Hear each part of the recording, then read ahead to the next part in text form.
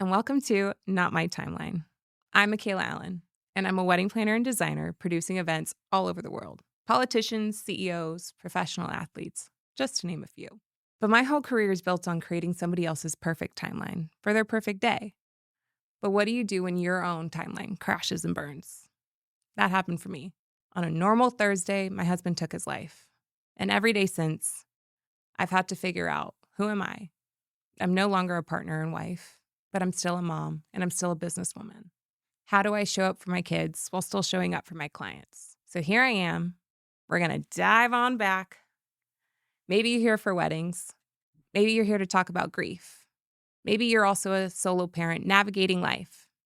Whatever it may be, thank you for being here. I'm choosing to share my story because I'm no longer two different people. I'm one. I have one story to share. So where do we start? From the beginning, I had to be willing to say out loud, what's happened? How did I get here? To also make sure it doesn't happen again. I was raised in the church. I was taught to believe your partner is your partner, and you stay. You love them through all of it. That shouldn't have been the case for me, but I didn't believe that for myself. I met him days after turning 21. And if I were to tell you that I got married at 23, I don't believe it myself, and I lived it. But I thought it was the right thing to do at the time. A month after our wedding was the first time I bailed him out for domestic violence against me.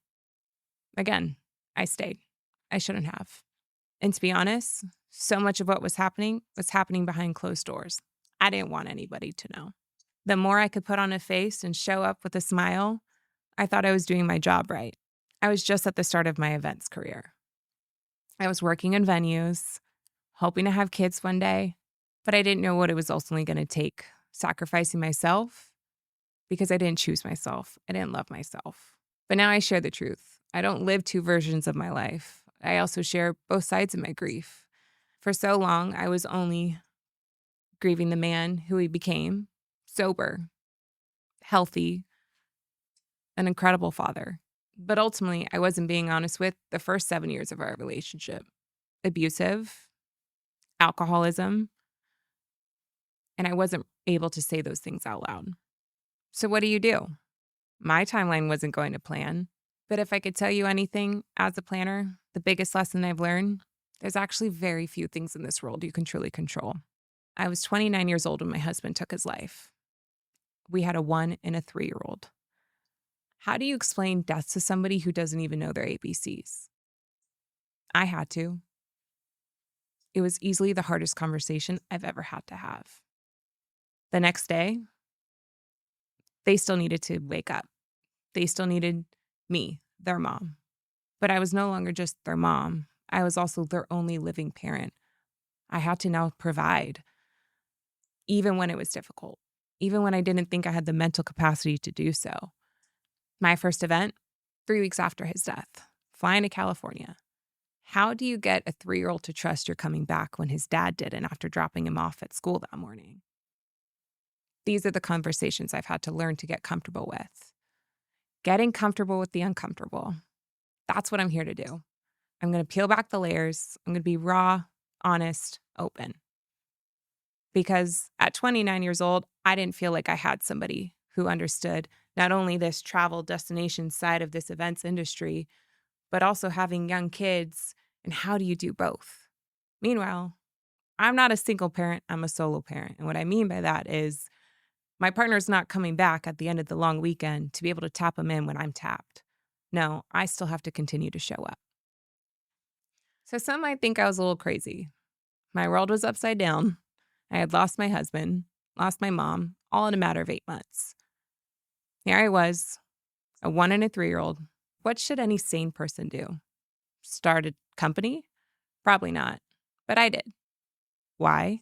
Because I wholeheartedly believe one day I will be accountable to my kids for everything I say, for everything I do, and also everything I didn't do for them. And I want to show them even when the world's crumbling, the world can still be beautiful. Our lives can still be beautiful. We can still have so much love and joy in our hearts. And at the same time, still miss their dad. Still wish he could be there for certain moments. But it doesn't mean we have to stop believing in love. And that's a question I had to ask myself. Can I be there on somebody else's perfect day, knowing I no longer had mine? Could I still tee up a father-daughter dance? At first, it wasn't easy. I probably had some tears in my eyes, if I'm being honest. But once I stopped telling myself I had to show up perfectly and I could just show up authentically, it's when I learned my voice. It's when I learned to trust myself. It's also when I felt like my clients could trust me too. The way I choose to parent now, honestly, I don't lie to my kids. It's also the standard I hold for them. We don't lie to people. In our household, there's no secrets, only surprises. So what are we going to talk about? Weddings, grief, parenting, maybe a little bit of dating if I'm feeling spicy that week. Whatever it may be, I promise I'm going to come to you with all the tea, with everything that truly happened. And I want this podcast to help somebody. You're not alone. I'm here with you, and we're going to talk about it all together. So thanks for being here. Thanks for holding space for me. And if anything, please go hug your people.